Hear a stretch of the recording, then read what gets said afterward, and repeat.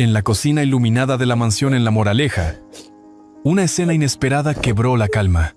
La niña, con lágrimas en los ojos, lavaba platos sin haber probado bocado, mientras la mujer de rojo la reprendía con dureza. Sentado a la mesa, el hijo de la madrastra guardaba silencio. Y desde la puerta, el padre millonario apareció de improviso, observando incrédulo cómo su hija era tratada como una sirvienta. Lo que estaba a punto de descubrir no solo pondría a prueba su confianza, sino también el verdadero valor de la palabra hogar. Y antes de continuar, permíteme desearte salud y paz. Dime, ¿desde qué país y a qué hora estás escuchando esta historia? En la elegante urbanización de La Moraleja, parecía que todo era perfecto. Pero en los ojos de una niña se escondía un temor que nadie veía. Después de la muerte de su esposa, don Ricardo Valverde había buscado rehacer su vida. Como hombre de negocios acostumbrado a tomar decisiones rápidas y eficaces, creyó que lo mejor para su hija Marina era ofrecerle la figura de una madre. Así apareció Isabel Montoro en su vida. Una mujer de porte elegante, sonrisa impecable y maneras suaves en público. A ojos de todos, eran la pareja ideal. Él, un empresario de éxito con oficinas en pleno paseo de la Castellana. Ella, una dama refinada que sabía moverse en cócteles y cenas de gala. Aquella noche de primavera, vísperas de San Isidro. La mesa del comedor brillaba bajo la luz de una lámpara de cristal. El aroma del pan recién horneado llenaba el aire. Y una botella de vino tinto descansaba en medio de los platos. Marina, de apenas 8 años, jugueteaba nerviosa con su tenedor mientras escuchaba a su padre. Sus rizos oscuros caían sobre la frente, y sus ojos se movían inquietos, como si temieran decir demasiado. Ricardo hablaba con entusiasmo de un próximo viaje de negocios a Barcelona. Explicaba que debía supervisar un proyecto en la zona del puerto. Algo que le mantendría ocupado al menos una semana. Marina intentaba sonreír, pero en su interior se encogía ante la idea de quedarse sola con Isabel. A su corta edad había aprendido a leer el lenguaje silencioso de los adultos, los gestos tensos, las sonrisas forzadas, las miradas que decían más que las palabras. ¿Isabel? Vestida con un elegante vestido color marfil, asentía con una expresión serena. Sus manos acariciaban el borde de la copa como si fuera un gesto inocente, pero sus ojos destilaban otra cosa.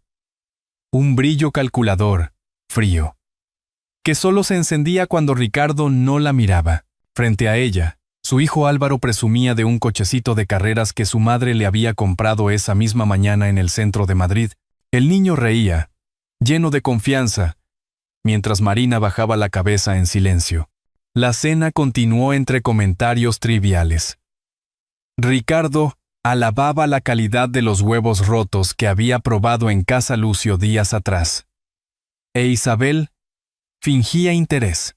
De fondo, se escuchaban risas lejanas y música que llegaba desde la ciudad, donde ya se preparaban las verbenas para San Isidro.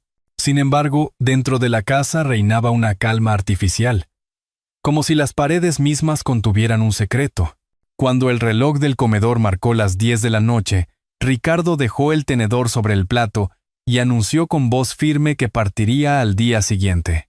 Explicó que sus asistentes ya habían organizado todo, que el coche lo llevaría temprano a la estación de Atocha para tomar el AVE a Barcelona. Isabel sonrió con satisfacción, ofreciendo palabras dulces. «Querido, no te preocupes.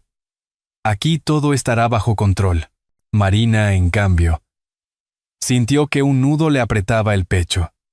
El pan en su plato se le hacía imposible de tragar, y miraba a su padre con una súplica muda. Sus manitas pequeñas jugueteaban con el mantel, como buscando un refugio que no encontraba.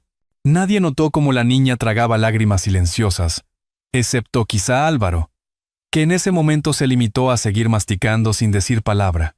Ricardo, satisfecho de haber dejado todo en orden, levantó su copa de vino para brindar. Isabel lo imitó con un gesto impecable. Marina levantó su vaso de leche, intentando que sus dedos no temblaran. Afuera, un coche pasó lentamente por la calle adoquinada, sus luces entrando por las persianas entreabiertas. El aire olía a jazmín, típico de las noches madrileñas de primavera. «Papá, ¿cuándo volverás?», susurró Marina, pero su voz se perdió entre las copas de vino y el silencio de la mesa. Cuando la puerta se cerró detrás de Ricardo, el aire en la casa cambió de golpe. Ya no quedaba rastro del tono dulce de Isabel, ni de sus sonrisas calculadas. La mujer se dejó caer en el sofá del salón, encendió la televisión y pidió a Marina que recogiera la mesa sin siquiera mirarla. La niña obedeció en silencio, juntando platos y cubiertos mientras las carcajadas de un concurso resonaban desde la pantalla. Marina intentaba hacerlo con cuidado, pero sus brazos eran demasiado pequeños para la pila de platos que debía cargar. Caminó con pasos inseguros hacia la cocina, y en ese trayecto, Álvaro pasó a su lado con un cochecito de juguete en la mano, sin ofrecer ayuda. Isabel levantó apenas la voz, con una frase que se le clavó como cuchillo. «Si quieres cenar esta noche, primero lava bien esos vasos». La niña tragó saliva y asintió. Aunque el estómago le rugía de hambre, la cocina estaba iluminada con una luz blanca que hacía brillar el fregadero de acero. Marina colocó los platos uno tras otro, abrió el grifo y dejó correr el agua. La espuma del detergente subía como montañas diminutas, y sus manos se hundían en ellas, mientras los dedos se le entumecían. Cada vez que uno de los vasos resbalaba, su corazón se aceleraba, temiendo que Isabel lo escuchara romperse. En el salón, Isabel hojeaba una revista de moda mientras Álvaro se acomodaba con un plato de galletas. El contraste era hiriente. Él, comiendo tranquilo, y Marina, apenas pudiendo sostenerse de pie. Isabel de vez en cuando lanzaba una orden seca. «Más rápido, Marina, que todavía tienes que barrer el suelo». La niña apenas respondía, concentrada en no dejar caer los platos. Los minutos se hacían eternos. El agua caliente le enrojecía la piel, y una lágrima cayó sobre la espuma sin que ella pudiera evitarlo. A esa edad, cualquier niña debería estar jugando en la calle o estudiando con sus cuadernos de colores. Pero Marina estaba atrapada entre platos sucios y las exigencias de una mujer que nunca la había querido. Álvaro observaba la escena de reojo. No decía nada, pero por primera vez parecía incómodo. Vio cómo Marina frotaba un vaso con tanto esfuerzo que los nudillos se le volvían blancos. Durante un instante pensó en ofrecerle una galleta, pero la mirada de su madre lo hizo callar. Él también era prisionero, aunque de otra forma. Prisionero de la obediencia ciega hacia Isabel. Cuando por fin terminó con los platos, Marina pensó que podría sentarse un momento. Sin embargo, Isabel apareció en la puerta de la cocina con los brazos cruzados. «Todavía no. Barre el suelo y ordena las sillas. Luego veremos si te has ganado algo de cenar». La niña asintió de nuevo, sin protestar. Su silencio era su única defensa. Desde la ventana de la cocina se veía la calle iluminada por faroles. Algunas familias pasaban de regreso de la feria, llevando globos de colores y bolsas de churros. Marina los miró de reojo mientras barría, deseando poder estar allí con su padre, probando rosquillas de San Isidro en la Plaza Mayor. El contraste le dolía tanto como el cansancio en sus brazos. El tiempo pasó y la casa quedó en orden, como si una empleada adulta hubiera trabajado allí durante horas. Isabel, satisfecha, apagó la televisión y condujo a su hijo a la cama. Marina, en cambio, recibió un pedazo de pan duro y un vaso de agua como cena. Lo aceptó sin quejarse, con los ojos fijos en el suelo. Mientras masticaba despacio aquel pan, recordó las palabras de su padre. «Confío en Isabel. Te cuidará». Le ardía el corazón al pensar que él nunca sabría la verdad. Afuera, la risa de unos jóvenes celebrando la víspera de San Isidro subía por las calles, pero para Marina la noche era solo un pozo de silencio. En la penumbra de la cocina, con el fregadero aún húmedo y el olor a jabón en el aire, La niña cerró los ojos un momento. Una lágrima le resbaló por la mejilla. Se mezcló con el sabor salado del pan. Y el murmullo de la ciudad quedó tan lejos como el abrazo de su madre ausente. Desde la ventana, la vecina Rosa observaba la escena con gesto preocupado. Había visto ya demasiadas veces a esa niña trabajar hasta el agotamiento, y en su interior se preguntaba cuánto tardaría el padre en abrir los ojos. Los días pasaban y la risa de Marina se fue apagando, como una vela en una noche sin viento. Cada mañana se levantaba antes de que sonara el reloj de la casa, con el cuerpo cansado y las manos aún ásperas del jabón. Mientras otros niños de su edad corrían al colegio con mochilas coloridas, ella quedaba atrapada entre tareas domésticas que Isabel imponía con fría autoridad. El comedor, que antes había sido escenario de charlas familiares, se transformó en un territorio hostil. Isabel servía el desayuno a Álvaro con generosidad. Leche caliente, tostadas untadas con mantequilla y mermelada, y un vaso de zumo de naranja recién exprimido. Marina recibía, en cambio, una rebanada de pan casi duro, y a veces solo un vaso de agua. La niña bajaba la mirada, sin atreverse a pedir más. La injusticia era tan evidente que incluso Álvaro, con la boca llena, la miraba de reojo y se removía incómodo en la silla. Un día gris, con nubes que anunciaban lluvia, Isabel decidió que la niña debía limpiar el suelo de la cocina. Mientras Álvaro merendaba churros con chocolate que su madre había comprado en la confitería de la esquina, Marina fregaba de rodillas. El contraste resultaba cruel. El olor dulce del chocolate flotaba en el aire. Pero ella solo sentía el frío de las baldosas contra su piel. En ese momento apareció doña Carmen, la antigua empleada de la familia, que había venido a devolver unas llaves viejas. Su andar pausado y su voz cálida rompieron el silencio de la cocina. «Marina, hija, ¿qué haces en el suelo?», preguntó con desconcierto. La niña levantó la vista, con las mejillas manchadas de lágrimas y el trapo húmedo entre las manos. Isabel se apresuró a intervenir. «Solo la estoy educando en la disciplina, Carmen. No hay nada de qué preocuparse». Su tono sonaba cordial, pero sus ojos lanzaban una advertencia. Doña Carmen frunció el ceño. Llevaba años en aquella casa. Había visto crecer a Marina desde bebé, y conocía la diferencia entre disciplina y humillación. Antes de que pudiera responder, Isabel la despidió con un gesto cortante. «Gracias por tu visita, pero estamos ocupados». Marina observó cómo la mujer mayor se retiraba despacio, sin dejar de mirarla con preocupación. Ese instante le devolvió un pequeño rayo de esperanza.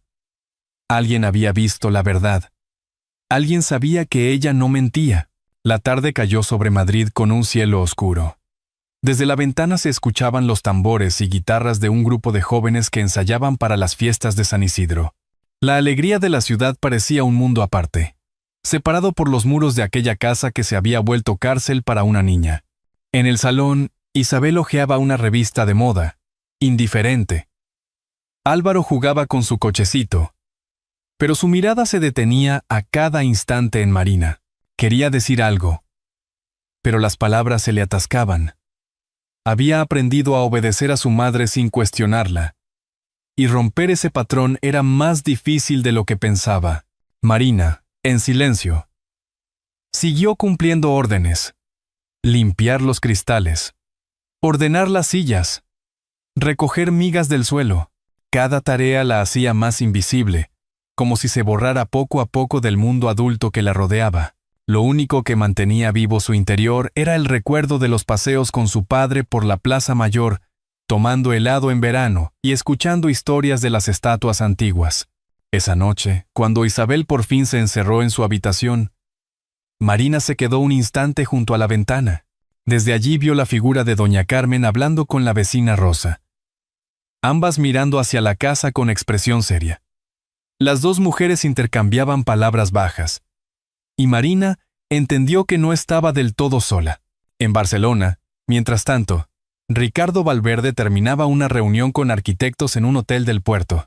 De pronto, una sensación lo atravesó como un presagio.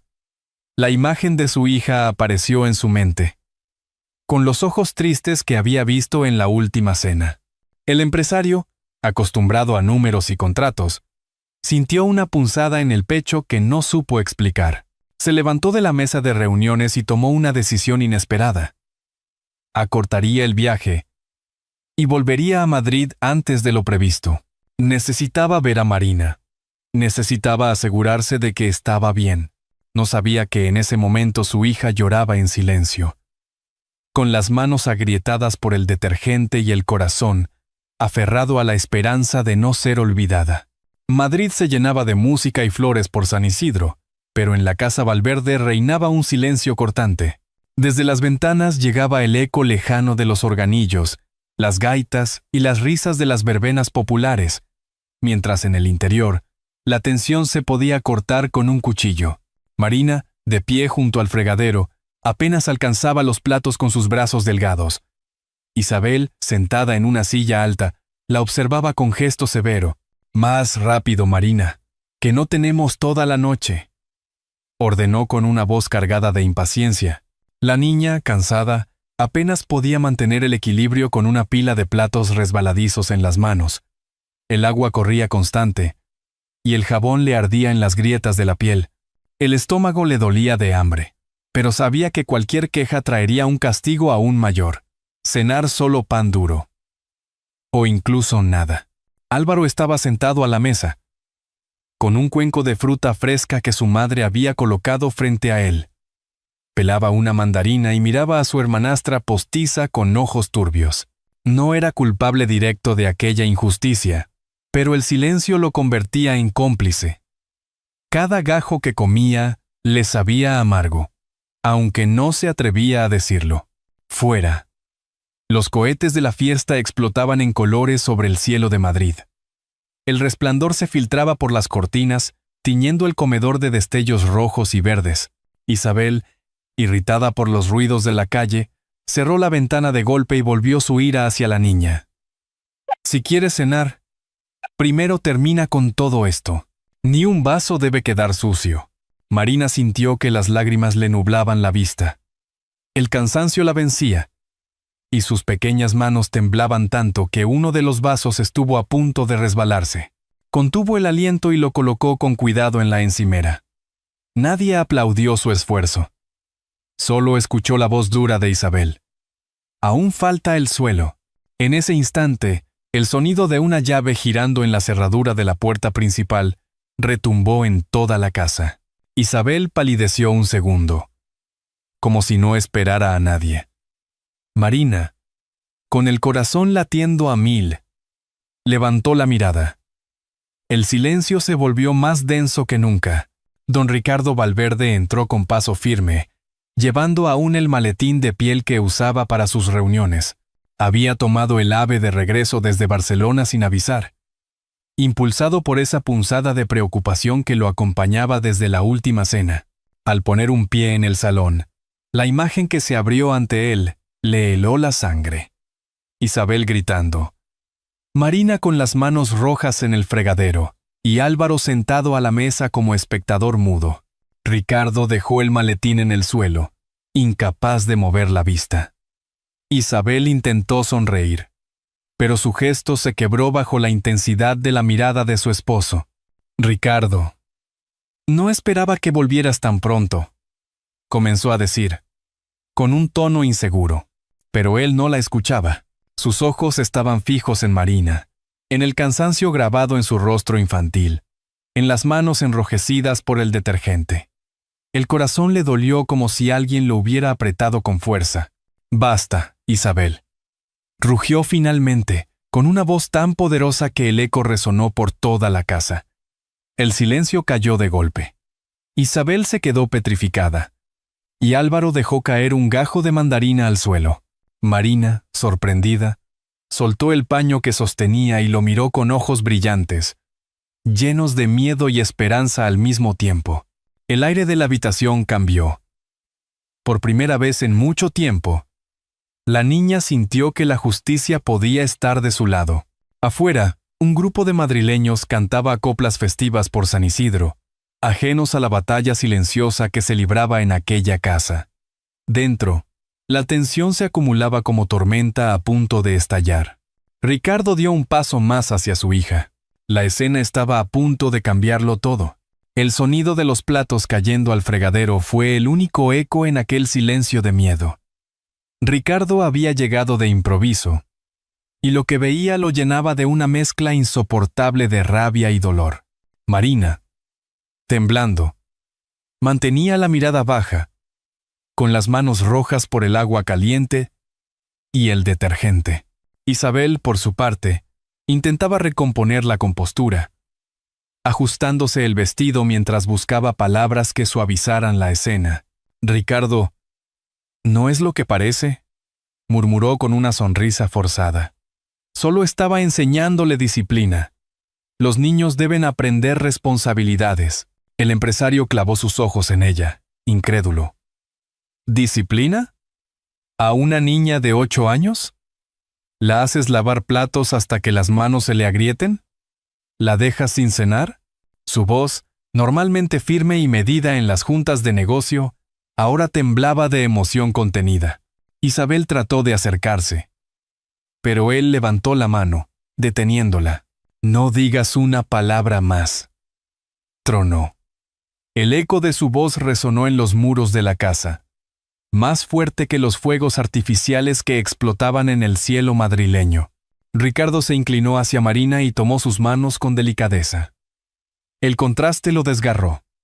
Las pequeñas palmas enrojecidas, los dedos agrietados. Se le llenaron los ojos de lágrimas, algo que no había permitido ni en los momentos más duros de su vida empresarial. «Hija mía», susurró, sin poder decir más. Marina lo miró entonces, con los ojos húmedos, y de sus labios temblorosos salió una frase que rompió el corazón de todos los presentes. «Papá, ¿ya no me dejarás sola?». El tiempo pareció detenerse. Álvaro, que hasta entonces había permanecido callado, bajó la cabeza con vergüenza. Isabel, en cambio, dio un paso hacia adelante, desesperada. «Ricardo, no puedes dejarte manipular por una niña. Yo he hecho lo mejor para todos». Pero Ricardo ya no la escuchaba. En ese instante comprendió que su mayor error no había sido casarse con Isabel, sino haber relegado a su hija al silencio y la soledad. Había confiado a Marina al cuidado de alguien incapaz de darle amor, y esa ausencia era una culpa que ahora debía reparar. «A mi hija se le enseña con amor, no con humillaciones», gritó, y cada palabra era un martillazo en el aire.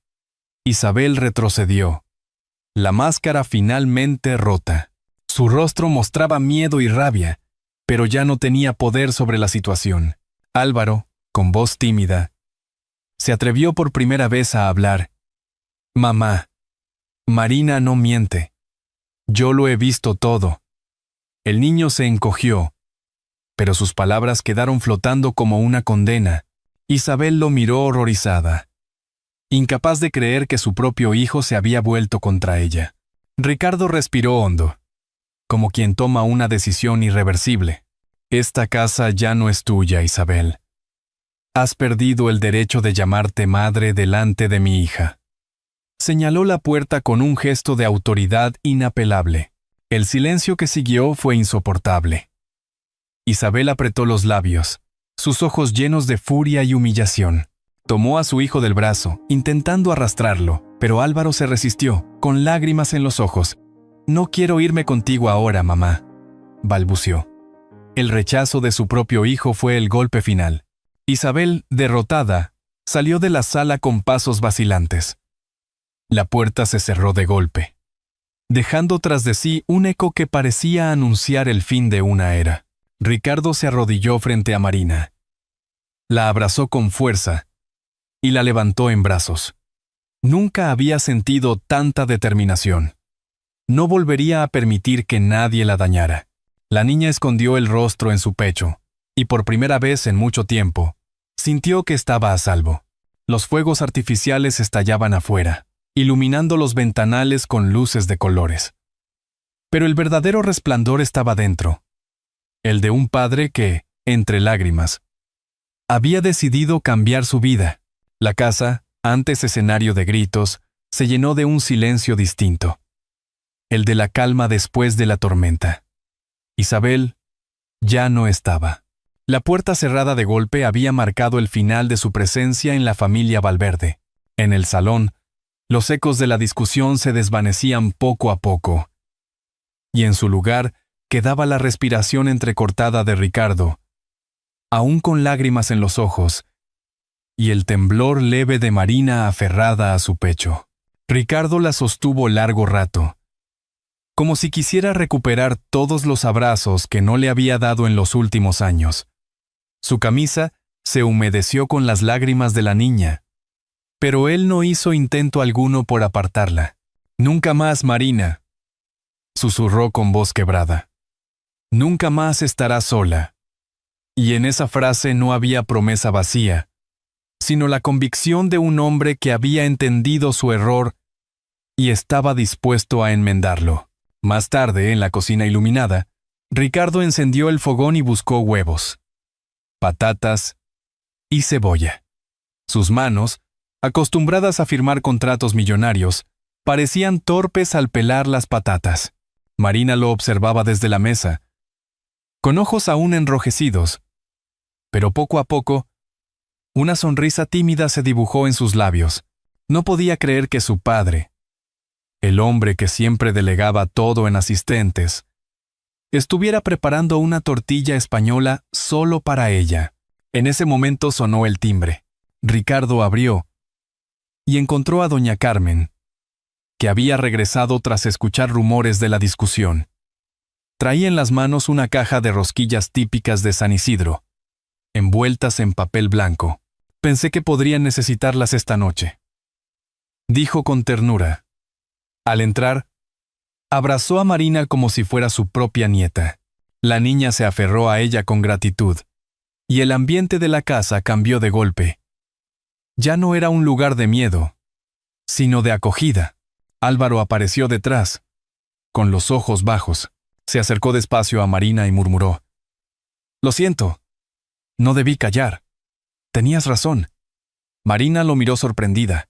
Durante días había sentido que él era parte del problema, pero ahora veía en su rostro el arrepentimiento genuino de un niño atrapado entre la obediencia a su madre y la compasión. No respondió con palabras, pero asintió suavemente, aceptando el gesto. Ricardo colocó la tortilla sobre la mesa y sirvió trozos en platos sencillos. Doña Carmen puso las rosquillas en el centro, y Marina recibió una con ojos brillantes, como si fuera el mayor de los regalos. La niña mordió un pedazo y, entre el sabor dulce del anís y el calor de la cocina, sintió algo que había olvidado: la seguridad de un hogar. Mientras cenaban, se escuchaban los cohetes del festival en el cielo de Madrid. Los ventanales del comedor se iluminaban con destellos rojos, verdes y dorados. Ricardo llevó a Marina en brazos hasta la ventana para que pudiera ver mejor los fuegos artificiales. Ella apoyó la cabeza en su hombro y dejó escapar una risa leve, clara, como campanillas que anunciaban el renacer de su infancia. Doña Carmen, desde la mesa, murmuró: «Así debe ser, don Ricardo. La verdadera riqueza está aquí, en lo que se construye con amor». Él asintió en silencio, conmovido. No había trato comercial ni edificio levantado por su empresa que pudiera igualar el valor de ese momento. En la calle, los vecinos celebraban con guitarras y castañuelas, compartiendo vino y canciones tradicionales. El aroma de rosquillas y flores de clavel flotaba en el aire. Dentro de la casa Valverde, en cambio, el festejo era íntimo y profundo. Un padre y una hija reencontrándose. Una familia que empezaba a sanar. Ricardo apretó con suavidad los hombros de Marina y la levantó para que viera los últimos destellos en el cielo nocturno. No hizo falta más palabras. Ella entendió que aquel abrazo era la promesa de un futuro distinto. La voz en off cerró la historia. La verdadera riqueza de don Ricardo no estaba en sus empresas ni en la moraleja, sino en la sonrisa de su hija Marina. En las noches de San Isidro, cuando los fuegos artificiales iluminan los cielos de Madrid, muchos recuerdan la alegría compartida en las plazas, las rosquillas dulces y la música que une generaciones. En la casa de los Valverde, sin embargo, la verdadera fiesta no fueron los cohetes, sino la reconciliación silenciosa entre un padre y su hija. Esa escena, con Marina riendo otra vez bajo la protección de Ricardo, nos invita a detenernos y pensar. ¿Y usted? Si esta historia le ha conmovido, escriba un 1 en los comentarios. Si cree que pudo ser distinta o desea dejar una sugerencia, pulse el 0. Lo esencial, queridos oyentes, es que el amor sincero siempre vence a la indiferencia. Ricardo aprendió que la disciplina sin ternura es solo crueldad, y que ninguna fortuna puede llenar el vacío de un corazón infantil abandonado. La lección es clara. Todos necesitamos un hogar donde seamos aceptados sin condiciones, porque la bondad, aún en los gestos más pequeños, puede cambiar destinos enteros. Igual que una lámpara encendida junto a una ventana guía a los caminantes en la oscuridad, un acto de ternura basta para iluminar las sendas más sombrías de nuestra vida. Y es que la riqueza verdadera no se mide en cuentas bancarias, sino en la capacidad de amar, de perdonar y de dar segundas oportunidades. Hoy, mientras las calles vibran con cantos y guitarras, le invito a reflexionar. ¿A quién podríamos tenderle la mano para que no se sienta invisible?